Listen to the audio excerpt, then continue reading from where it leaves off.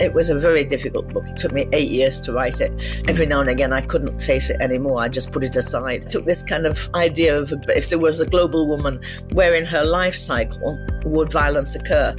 It became evident it would occur all the way through, starting in the womb, as sex-selective abortion, all of the other ones, female genital mutilation, child brides, which is child abuse, honor killings, and you go around a whole circle. And then in the end, giving my explanation as to why Christianity really opens up the door to recognizing this as an issue and challenges us to do something about it.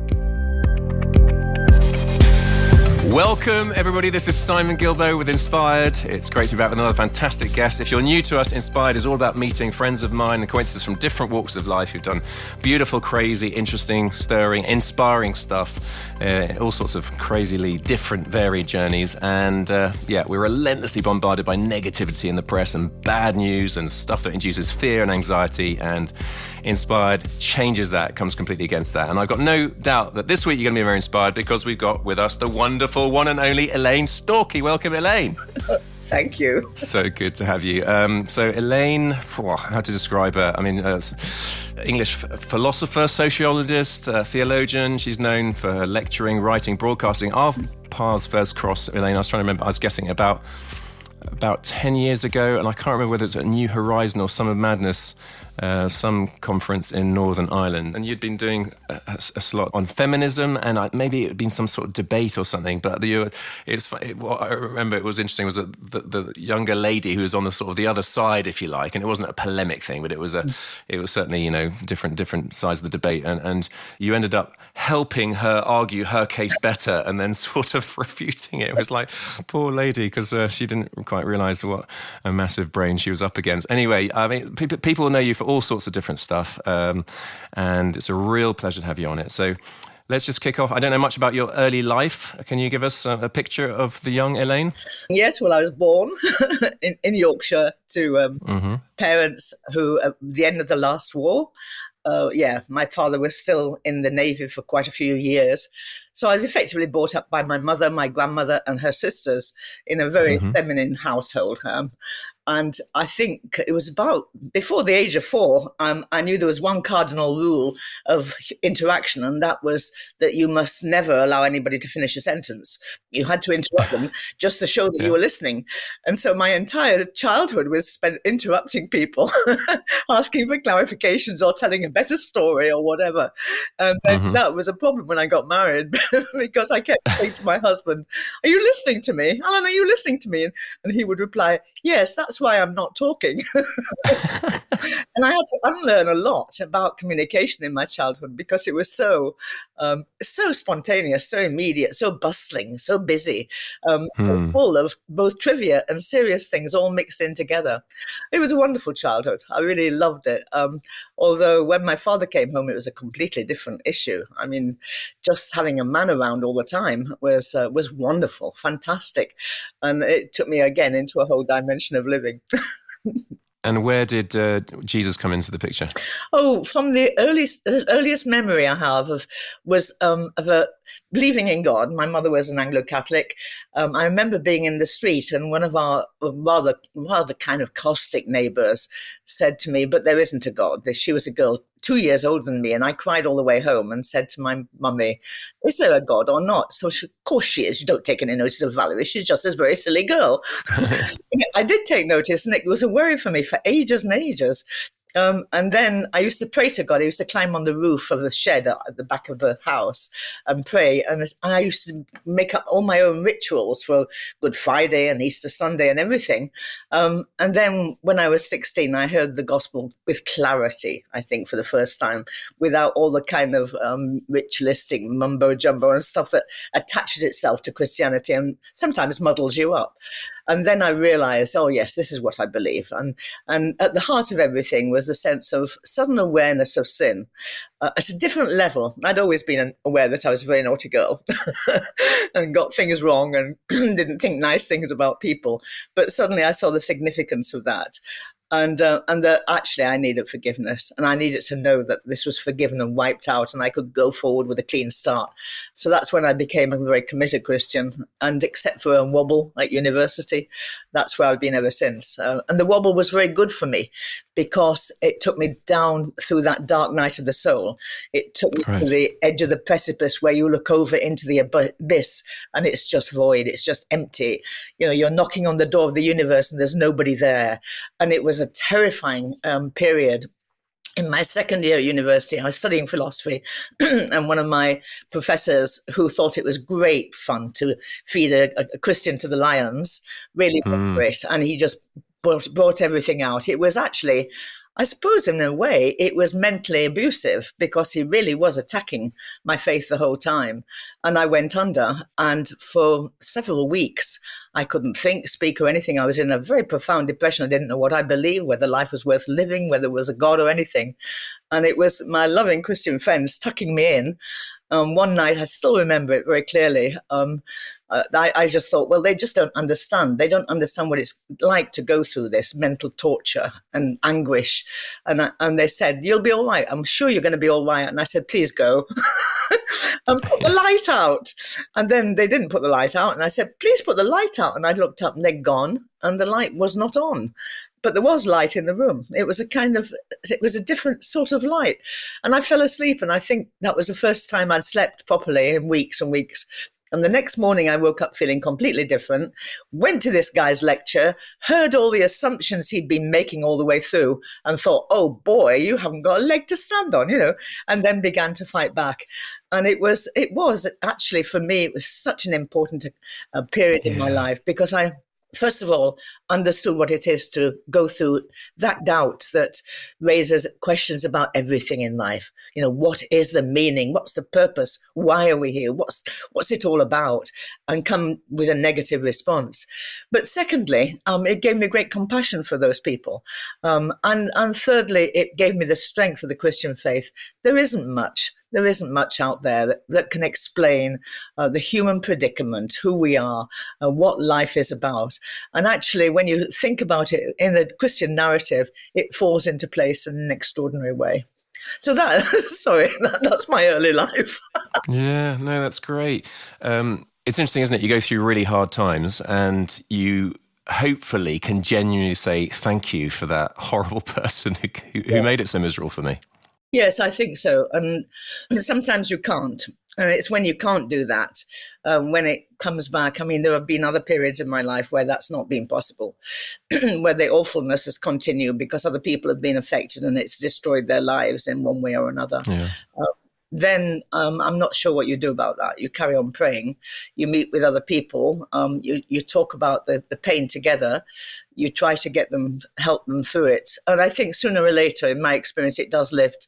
And in fact, for the majority of times when we've had conflict with other people, it has been resolved without our even recognizing it. So was it at university that you sort of started realizing, I've clearly got a brain that can argue my case, that I've got a key role to play on a sort of apologetic level engagement in culture and society? I suppose I think it was before that. I think it was at school. Mm-hmm. School, I used to get wheeled in to do all kinds of stuff like that. When I was head girl and I was in the debating society, we debated with other schools and all the rest of it. So it went back. There were cases to be made and cases that you had to defeat and arguments that you had to come. We had a really fine head teacher who encouraged all of this. But actually, it was when I was a graduate student doing my PhD, I realized the weakness of all of that. So having a brain and being able to defeat another person in an argument and so on, and feel remorseful when you didn't, feel you'd let the side down if the other person beat you and you weren't up to it, which often you did. You beat yourself up if you'd presented a case that was less than kind of perfect. One occasion, I had the head of our philosophy department. I was a PhD student at this particular university, and he was a very bright man. I won't name him now; he's died, but he was one of the renowned atheists in the country. He was very, very, very clever. I mean, I wasn't in his league, and he usually defeated everybody by logical symbols that he wrote on the blackboard, and he could create a logical, symbolistic structure for everything. And I mean, it was brilliant. He's a brilliant man. On this particular occasion, his wife was very ill, and I was debating with him in public, and there was a vast audience at this particular university had turned up for this debate, and it was a debate on the faith. And he came, even though probably he shouldn't have done because his wife wasn't well, and he really wasn't his best. He was actually functioning rather badly. And I went for it. You know, I took the knife out. I really sliced his arguments up. I kind of pushed him to the edge. I won hands down. Everybody got the Christian Union were eulogizing. I mean, everybody was having a wonderful time. This guy slipped away. And I felt kind of euphoric, but also not completely when I went to bed that night. The next morning, I went into my office. PhD students had offices in those days at that university. Colleagues came out and said, "Oh, very good, well done." And then this guy came and bumped into him. He said, "Come and have a cup of coffee." And he said, "Miss Lively," my maiden name, "you did very well last night. You spoke very clearly and cogently. And then I think he said you courted the crowd magnificently, but you lost a good friend." And I looked at him and I thought, and I did. I really did. I humiliated this man completely unnecessarily, knowing that he was not well and his wife was sick and he was worried. And it was a very horrible thing to do. You know, it was horrible. And I went away and just sobbed in my office thinking, I'll never do that again. You've got to have compassion to the human person that you're speaking to and know where they're coming from and respect that. You know, he could have beaten me easily in a proper argument if he'd been in a different place.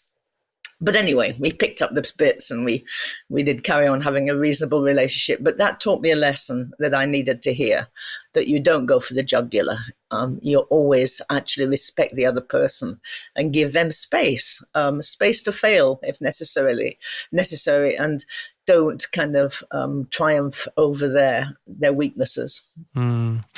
So you came back from postgrad work in Canada. What were the next steps?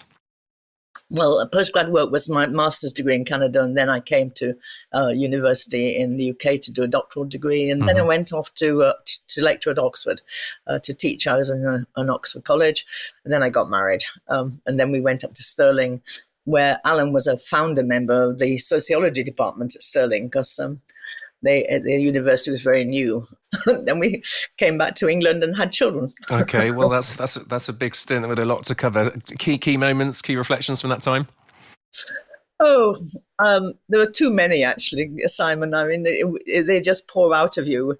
Alan and I had a wonderful time in Scotland. We met because we shared a same passion to present the faith in a university context, to fight for issues that weren't just theological issues, but to actually look at what Christianity had to say to the whole world, the global issues. We had so much in common. Temperamentally, we're miles apart. You know, we're on different planets. And that's been a wonderful learning experience through the 55 years of our marriage. So, yes, I mean, it's been a fantastic partnership, and also one with lots and lots of ups and downs, as our temperamental needs are not necessarily met in the other person at the time that we want them to be met, and you have to come to terms with all of that. But yes, I think that we married because we knew this was the right thing to do, and we felt that God, very strongly, that God was leading us into this partnership, and it was a life business. And I found Alan incredibly supportive all my life, and I've tried my hardest to support him in everything he's done. So, and we know what it means to say I'm sorry when we get things wrong, and hurt one another and pick up the pieces and carry on. We also have had to sort out lots and lots about communication. I mean, the fact that I was brought up by all these women and that, that I interrupted him, he can't cope with that. So he kept asking me, please don't interrupt me. But this to me was the normal conversation. If you didn't interrupt somebody, then it was quite hard to pick up the pieces later on because you'd forgotten what you were going to say when you interrupted them and all the rest of it. Well, you've managed to last 55 years and counting, so that's good. So you've written loads of books. I remember when I was doing a module at All Nations, it was Created and Constructed. That was one on feminism. Oh, right. Okay. Your first book was What's Right with Feminism. That was in 1985. Was a lot of people would, first thing they'd say about you was that you're a feminist. Talk about that. Yes, I never called myself a feminist, but other people did. And in fact, they did me a favor because the moment suddenly I had this feminist label, all non-Christians who were feminists were very interested to know why this public Christian was also a feminist. And so I got invited to loads of feminist conferences to speak to them. I was, all over the place, including in America. I went to a big sorority breakfast in America with judges and lawyers and goodness knows who else who wanted me to address the title, Is St. Paul a Male Chauvinist Pig? And it was, amazing, just the doors that opened because somebody called me a feminist. And then I found that it was actually really important to be straightforward about my feminism and never to deny the fact that it had biblical roots. I'm a feminist because actually I've read the Bible. That's why I'm a feminist. Feminist because I've read the New Testament. I've looked at the Gospels carefully, and I've actually read St. Paul and the letters and think I understand what's going on in the early church. And that Paul is entirely affirming of all of the differences that exist in the church between nations, between ethnicity, between gender, between age and poverty and richness and slaves and masters and so on. And he's trying to get unity in the church in this incredible way. So I think that my understanding of the New Testament has enabled me to be a feminist and actually spurred me on. And I found that I did a whole tour of New Zealand one year where I went from church to church and conference to conference at their invitation, just telling them about Jesus and women. And it was wonderful. And that took the lid off it. That was donkeys years ago. And I've never lost that sense that if you really want to know where feminism is most fruitful and most healthy, really, you need to look at the Gospels because it's so powerful. The way that Jesus cuts across his culture and actually restores women to a kind of dignity that other people wouldn't want to give them, whoever they are. Even his own disciples. The story of the Samaritan woman ends with the disciples didn't know why he was talking to a woman. And she became the first evangelist. So there's so much there that I think is wonderful. But of course, what non-Christian feminists see about the church is a lot of bigotry and very often a lot of chauvinism and patriarchy. And that's quite difficult when you're identified with that rather than with liberation and the sense of women being human beings too. So it's been a lifelong journey. And then it gets very muddled later on, right now, because there are so many gender issues that have to be dealt with that are very different from what they were before. So every generation has a new era of issues that you have to work through, and I'm still working through those. I remember seeing you on the on whichever BBC program it was, the Faith slot. You had loads of opportunities there, didn't you? Any key moments? You mean the Radio 4 Thought for the Day? Oh, yeah, I loved that. I loved doing that. I did that for about 20 odd years. Lots of very funny moments. And some very, very profound one, actually, because in the studio with you, you had the person who was going to come on next after the news. And they were usually politicians or leading trades unionists or whatever. And most of them listened quite respectfully because they were quite confident about what they were going to say. They didn't need to look at their papers or anything. And they would sit and listen to you. And afterwards, they'd come and have coffee with you and often discuss your thought. And I thought that was a tremendously helpful and open relationship and possibilities. I gather that doesn't happen anymore now because most people don't do it from a studio. They do it from home and so on. But there are many exciting moments and almost too many to mention. And you were very involved in the London Institute of Contemporary Christianity, didn't you? Did you take over from John Stott as executive director? I did. Well, I think there'd been somebody in between, but John was the director and then became president and I was the director. And it was a wonderful 10 years And John stayed very involved. He was a marvelous person to work with. I mean, and really very loving, very kind, very respectful, very Victorian. And all of those things blended together to make him an amazing companion. We travelled a lot. We travelled in the British Isles and Europe. I remember in Switzerland, travelling for miles and miles to find a particular bird that he hadn't seen, but he knew it was there. This was on our time off. And he didn't see it. And the disappointment in that man's face, and all the way back in the car, wondering why we got it wrong, I felt really sad for him. He's a wonderful human being and very affirming of women. Even though he's often not understood in that way, he was the one who wanted me to be the director.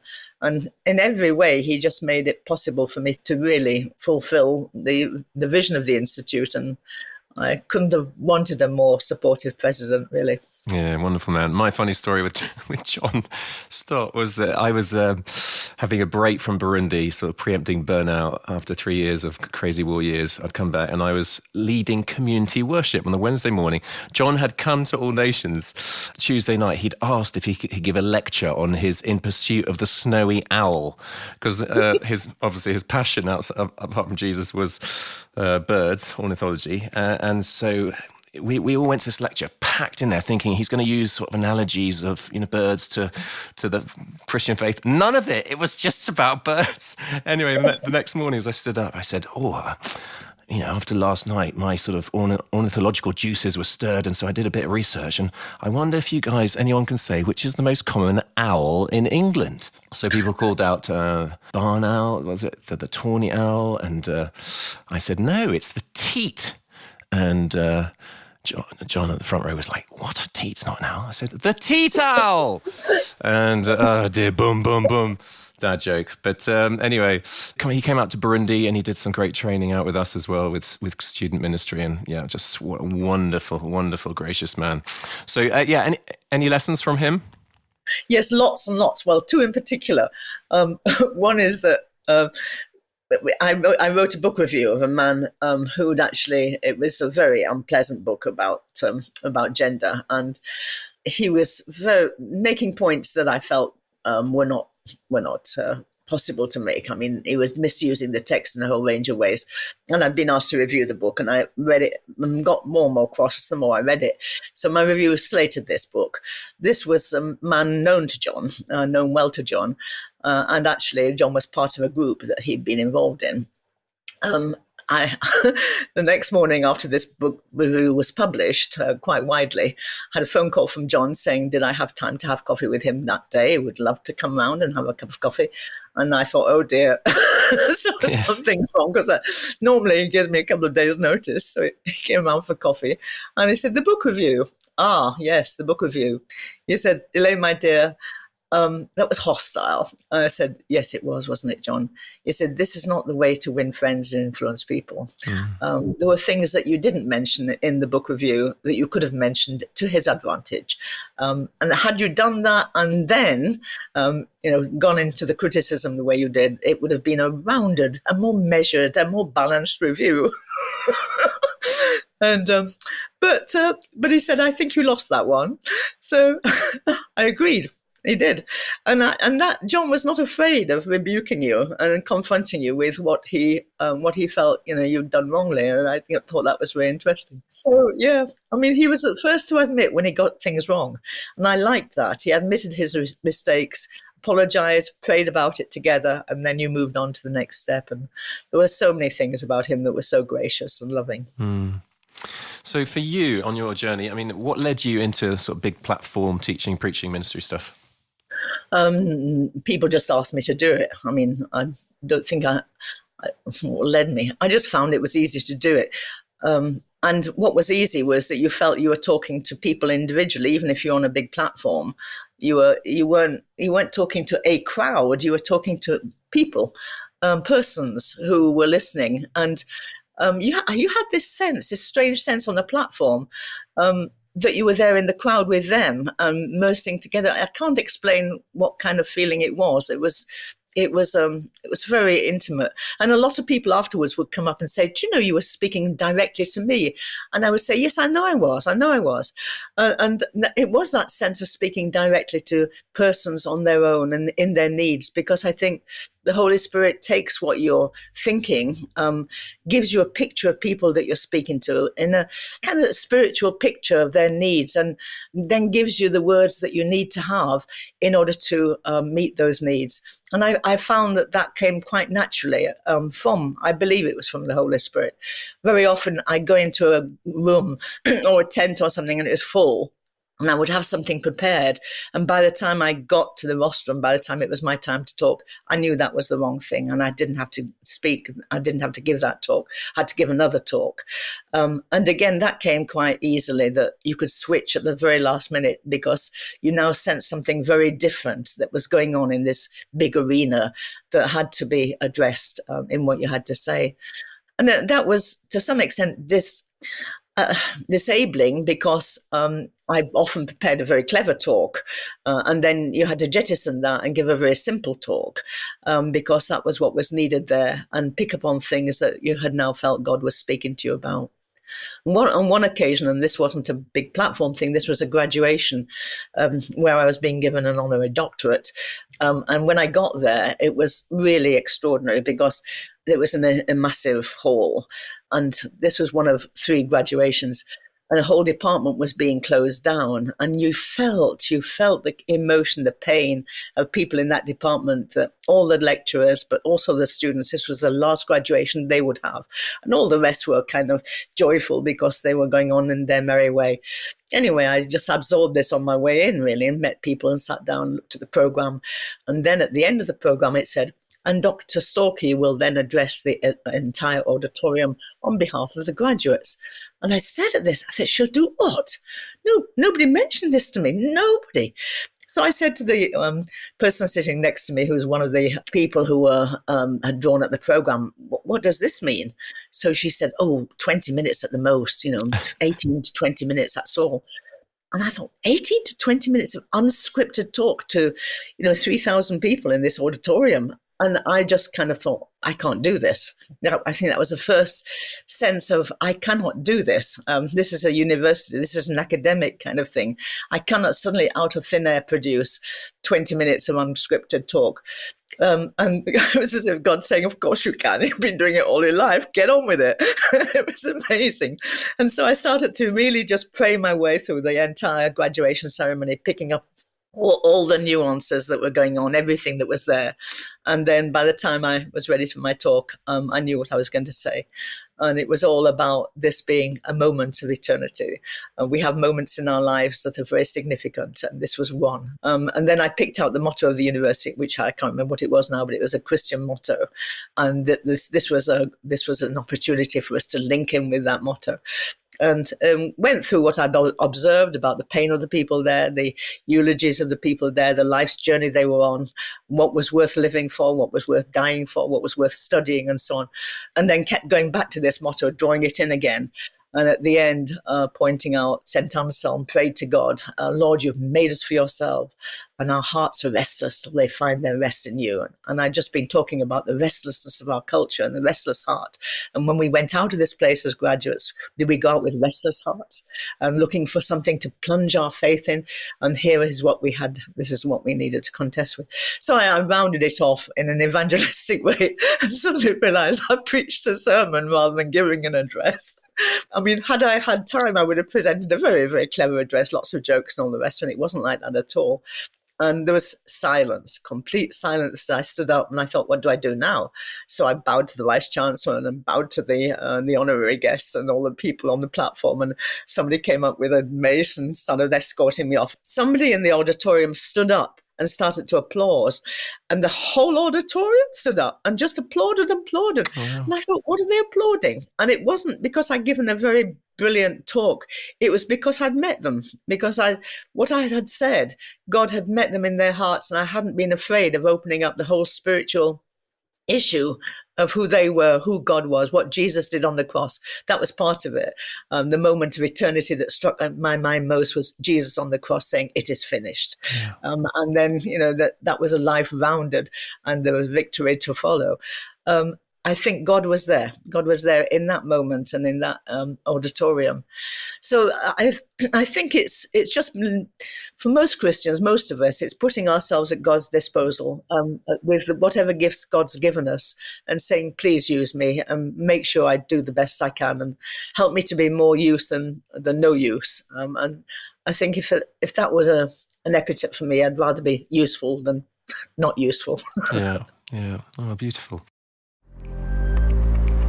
So, folks, I'm standing here right now in my old office next to some bullet holes in Burundi, and just remembering back in 2003, I'd gone to America to preach, and I burst into tears in front of everyone because at that very moment, there was a massive rebel attack on the capital. 300 people were killed.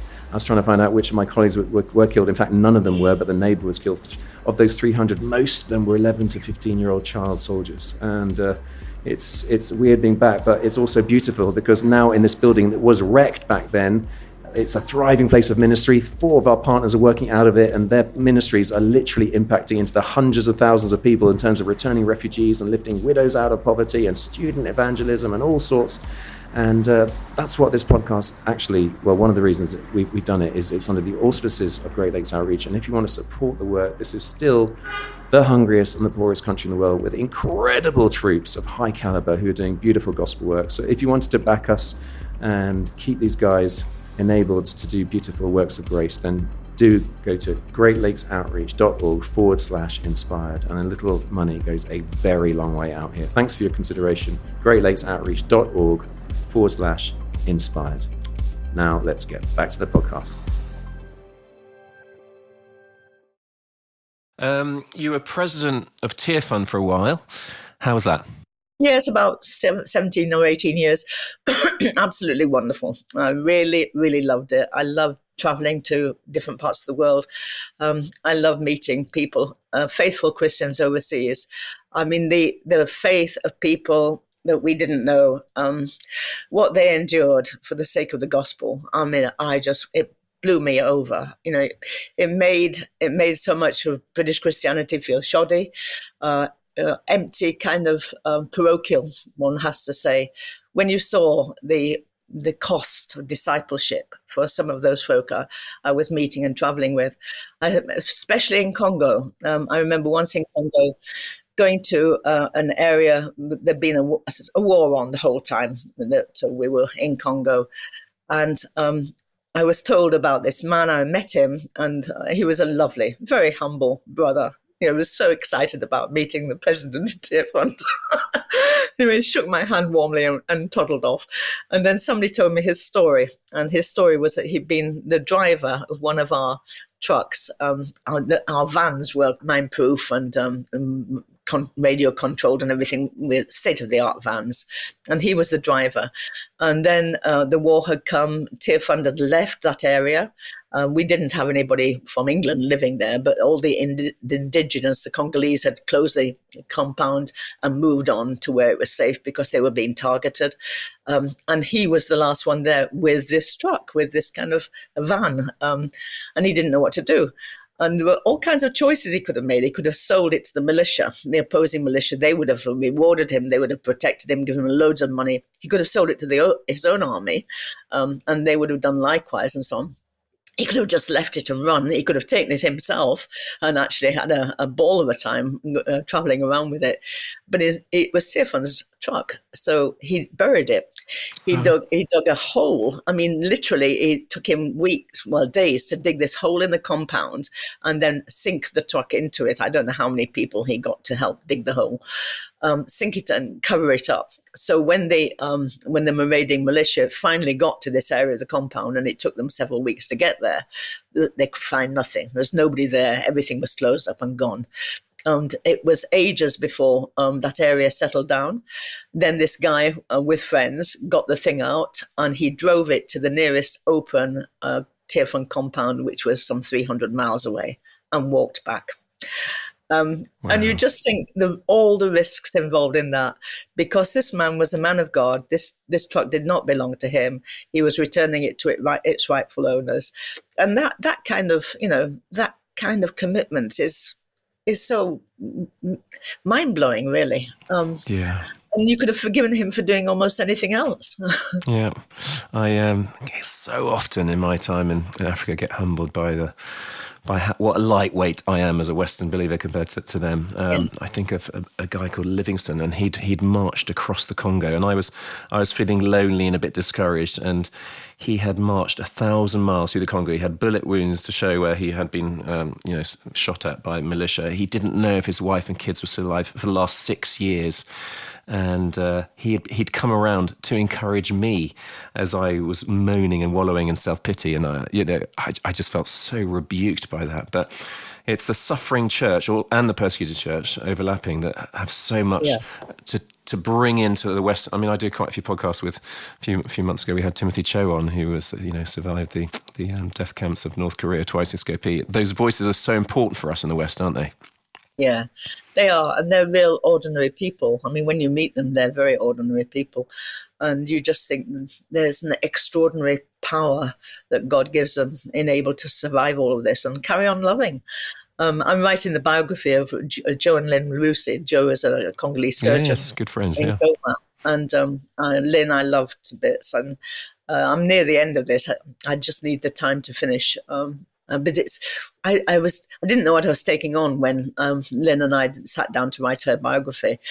And then after she died, I just more and more realized that whatever's been happening in the Central Lakes area in Congo, Rwanda, Burundi, they've been there. They've been there through genocides. They've been through volcanic reactions. They've been there, whatever's going on in war and everything. They have been there, loving God, ministering to people and so on, and actually pronouncing that Jesus still is Lord. And their story is overwhelming. And you just don't know how two people can sustain what they've sustained and carry on loving, even people who've turned their backs on them and betrayed them and all kinds of things like that. Yeah. So it's I think the word lightweight is very, very appropriate, Simon. I feel like a lightweight Christian, not just in comparison with them, but anyway. Yeah. Way back in 1997, you mentioned Joe and Lynn. I used to stay with them in Kigali, where they had their base, and their son was at university with me in Loughborough. So it's lots of small world connections, aren't there? I remember him. He came back. So he was, for those the listeners who don't know, she was English and he was Congolese. A very eminent surgeon, doctor. Started a fantastic hospital in Goma, and he brought some of his colleagues back. One of whom was a Muslim, and he just kicked off this unbelievable, good-natured row about you Muslims, and it was just fantastic. He was such a larger-than-life character, but they could obviously disagree incredibly, sort of pseudo-aggressively, but just lovingly. It was, what a great guy. He was with us 2 months ago. He comes over every year and checks how the biography is going and prods me on to greater things. So, yeah. So that'll be yet another book that you've produced. There's one book that I think that I'd love you to hear more about, and that is Scars Across Humanity. Can you talk about that? Yes, I wanted to write a book showing how one of the big scourges of the world is violence against women. And at the beginning, I wanted to write about rape and domestic violence and so on. And the book got bigger and bigger because I took this kind of idea of a global woman. I mean, she doesn't exist, but if there was a global woman, where in her life cycle would violence occur? And it became evident it would occur all the way through, starting in the womb. Sex-selective abortion is there in India and China. And then you go on to all of the other ones: female genital mutilation, child brides, which is child abuse, honor killings. And you go around a whole circle of institutional violence to women in different cultures and countries and so on. And I started to research this, and it was a very difficult book. It took me 8 years to write it, just because every now and again I couldn't face it anymore. I just put it aside and thought it would never get completed. And as I went round, I came into contact with more and more people who said, are you also doing honor killings? Well, no, I wasn't. Well, why are we not doing honor killings? So then that had to go into the book because they would fill me in with their stories and all the rest of it. And it was an incredibly painful ride. But the last 3 chapters are all answering the question, so why? Why? Why do we have this global offense against women? And some of the stuff I saw, especially in Congo, but in other countries, about rape as a weapon of war. I mean, some of the women's bodies were horrendous.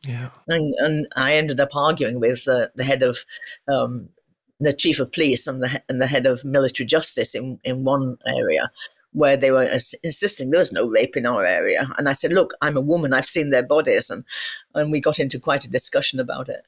But so yeah, it was the last 3 chapters are trying to answer this question, why? And looking at the answers that the sociobiologists give, it's all in our biology. Men are like this, women are like this. Men need to have a sexual outlet. Of course, men will be men and they'll rape. And then the social science explanations, and finally those people who just blame religion. It's all because of our past. And the final chapter ends with looking at the anti-feminists who are saying that Christianity has just joined all of the other problems for women in the world, and our theology is responsible for violence against women in domestic abuse and so on, and trying to answer these complaints and these arguments and aggressions. And then in the end, giving my explanation as to why Christianity really opens up the door to recognizing this as an issue and challenges us to do something about it. And actually, it's a difficult book to read. It was a horrible book to write, but I've had some really incredible responses. And many people in different areas have set up their own local organization to actually reach out into the community on this issue. And I hear from them regularly. And that's been very, very encouraging, that even in the UK, on the area of female mutilation, for example, the groups are working with Muslim women in the areas to try and actually come against this and combat it in some kind of way. And there's a lot of encouragement in that. But yeah, it's a big, big issue. And right now in the wars that were going on, we hardly hear what's going on about women's lives. There's the whole thing about Hamas, but how much time has been given to the fact that Hamas has really raped, violated, and dismembered women. They have targeted women in a lot of their raids and all the rest of it. We don't mention it, and it's still not a big public thing that we hear on the media. When we're looking at refugee camps and displaced person camps, we don't focus on the level of teenage pregnancies that are going on in those camps because little girls have been raped and so on. Yeah. And so it's still hidden under the carpet. It's still behind the radar. And I think we need to admit and face up to the fact that this is going on in the world. So, interesting question, because I think of myself, people will say, people looking at my work in Burundi, they will say, oh, he's known for this project, which is building a conference centre, King's Conference Centre. And like, that is one of gazillions of things we've done. And I suppose people think it's brilliant because they can see it and it's a tangible, work. But that is so not the thing I'm most proud of. Do you know what I mean? So asking you, what, as you look back on all the different projects you've been involved in, all books or whatever, what's the thing you look back and think, thank you, Lord, that it was such a privilege to be involved in that? I think it is that. It is it is reaching out to women and girls right across the globe and seeing how their lives can be improved and challenging the church and the churches that in the areas that I've visited, whichever country I've been in, challenging the church to take this seriously, both in their theology, their preaching, their release of women's gifts in those churches, but also looking after their bodies, making sure that they're protected and not open to violation. And I've just been thrilled with what I've seen God doing in some of these churches. And I mean, I've done nothing at all except talk. Let's be quite clear about that. Other people have done all the work. But being able to take one good story from one place to another and say, look, this is what I saw in this place. You could do something similar to this. And this is what we need. This is how it needs to be kickstarted. And I think bringing the good news from aches to gent, as in the poem, has been a very, for me, it's something I've been proud to be able to do. to be a messenger girl from one community to another with the good news of the gospel and how it can be put in practice when really sincere and active Christians have the Holy Spirit nudging them, urging them on. And that's, if anything, that's my total accomplishment, nothing else. It's just letting people know that there's really goodness out there through the Holy Spirit and God's work and Christ's redemptive love in people's lives that have changed things for the better in so many communities. Yeah. Now, you're not meant to ask a lady her age. You are still turbocharged, and I think you're entering next year your 9th decade. Is that right? This is the case, yes. So, are you retired? No, I don't know what retirement means. I mean, I'm doing less than I did before, but I'm last year I managed to get to the conference on Christians on prostitution, which I'm a member of globally, and had a wonderful NISA. This coming year, I'll be going to Turkey to another big Asian women's conference and so on. So yeah, and I'm still writing a lot and still broadcasting. And I did a broadcast yesterday with Radio Ulster that I do regularly, which was really enjoyable actually. Life is very, very busy. I try to keep in touch with all my children and grandsons. I've got grandsons doing PhDs now. Wow. So yeah, I know. And tell me about the because you talk about the last 15 years you've been a senior member of a very secular Cambridge University College. What's that look like? It's been lovely. They're generous, lovely, warm women who invited me. They had a Senate meeting and unanimously invited me to be a member of what's called a member of high table. They invite you for 3 years. I didn't know why they invited me, but I mean, I'm not going to turn down lunches like that. Boy, believe me, they have some food there. So I joined for 3 years. After 3 years, I said, thank you very much. I really enjoyed this. And then they elected me for another 3 years. And they've just carried on re-electing me. So I'm way past the age where people should be re-elected to this kind of austere group. And I think what I am is a public Christian. I think I'm there because it's a secular college, because I'm noted as a public Christian, because I write books and do broadcasting and stuff. And people engage with me in that way, including, of course, the hard-bitten humanists. I mean, they, on the whole, are not that keen on having me around, but we get on well. And you find faith in the college. You find where faith is and what it's doing and who believes and why and so on. And it's been such a privilege to be there with these women. I've really enjoyed it. I've had some fabulous meetings. I joined the pudding seminar, which is a Friday lunchtime thing where often an undergraduate, a third-year undergraduate, but usually a postgraduate is giving the story of their research so far. So it's very technical, and it's a brilliant exercise in learning how to communicate to lay people your technical expertise and so on. And that's become a fixture for me, and I'm usually the one who kicks off the questions at the end of it and earns my keep, as it were, that way. But actually being there, relating to women, and actually encouraging Christians in the college has just been tremendous. And it's one of the last of the women's colleges in Oxbridge. So again, it's a special place to be. There's a lot of freedom there and a lot of love. Brilliant. You just talk about a few stories of mistaken identity. Go on and give us some chuckles. Oh, well, one was I was going to this evangelical Orthodox dialogue, which I was a member of with the World Council of Churches for about 10 years. And the big meeting we were having was in Alexandria in Egypt. And I'd flown to Cairo airport and I got out and I was feeling kind of weary. It'd been a long flight and it had been a kind of a turbulent flight. And looked around the airport and was so relieved to see a man standing there with Dr. Storkey on this kind of signpost. Oh, phew. So I rushed over to him, put my bags down, held my hand out to shake his hand, said, Dr. Storkey. He looked at me, stared at me with horror and shook his head, said, no. So I said, yes, Dr. Storkey, it's me. And took my passport out, showed a picture, Dr. Storkey. No. No seemed to be the only word of English he knew. And he carried on holding this up for everybody to see. And I kept like, it's me. It clearly wasn't. I must have stood there about 10, 15 minutes. And I thought, well, this is ridiculous. So I then went up to find an official who spoke English. And I said to her, look, that man there, I'm the person he needs to take. Where are you going? She said, we're going to Alexandria to this seminary. Oh, no, he won't take you. He's expecting a man. She said. I said, really? So she said, yes. He won't, doesn't believe that you're going to the seminar. So I'll deal with it. She marches over to this man, starts speaking to him, and they have this violent argument, a huge argument.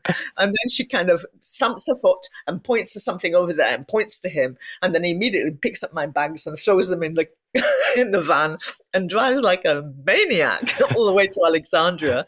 It was so funny. Yeah. But another even funnier one was I was going to the Hayes at Swanwick. Mm-hmm. I was going to do the Bible readings for the Baptist conference, big Baptist conference. And in the same carriage opposite me was a man with a collar on. So I said, oh, are you going to the Hayes? And he said, yes, on the train. And he said, I'm going to this Baptist conference. So I said, oh, so am I. I'm actually going. He said, what are you doing there? So I said, I'm a speaker. I'm one of the speakers. No, you can't be. He said, this is a Baptist conference. We only have men speaking. You won't be going there. So I said, I think I am. No, you're mistaken. He said, I wonder why you're going. So then he thought for a while. He says, I tell you what, a lot of men bring their wives to this conference, and I think the wives have their own little meetings. So you'll be talking to the wives. That's what it'll be. So I said, oh, thank you very much. That's really helpful.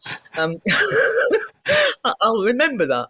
So when we got to the Hayes, we were chatting all the way up the drive and got the taxi together and so on. And we got to the door and they said, oh, Elaine, thank goodness you've come. We were wondering if you were half an hour late, and they flung their arms around me and all the rest of it.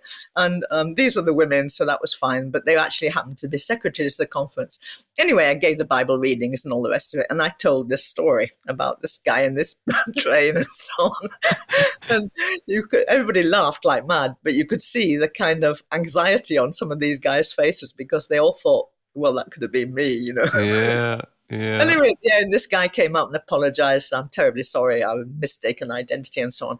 But thank you so much for not naming and shaming me. And I said, brother, if I'd known your name, I would have done. Brilliant. Of course, but horrified. Listen, Elaine, so we've run out of time. I just last question. I don't know if there's anything you want to plug or any last words that you would want to say to, the listeners. Carry on loving people. Read books. I'm worried about the fact that reading has dropped off the agenda for an awful lot of people. And we get all our information in snippets now. We get Netflix. We get things on our phone that last 3.5 minutes, and our concentration spans are disappearing. I really want to try and help people recover the art of reading and reflecting and so on. I want people to read my books, but also everybody else's books, because we put a lot of energy and effort into that. And I don't think we can carry on thinking in the culture that we are unless we're grounded in all of this. So, yeah. Wonderful. Good stuff. Well, we'll put your website on the blurb for people to look and get hold of your books. And I just want to say a massive thank you for your time. Thanks for having me, Simon. That's great. Brilliant. Hey, folks, I hope you've been inspired, encouraged, stirred in your thinking. If you have, do share this podcast with friends. If you want to be in touch with me, simongilbert.com. I want to thank Adam Thomas Steer for the editing, Mike Sandyman for the mixing. Next week, we'll be back with another fantastic guest. In the meantime, have a great week and toodaloo.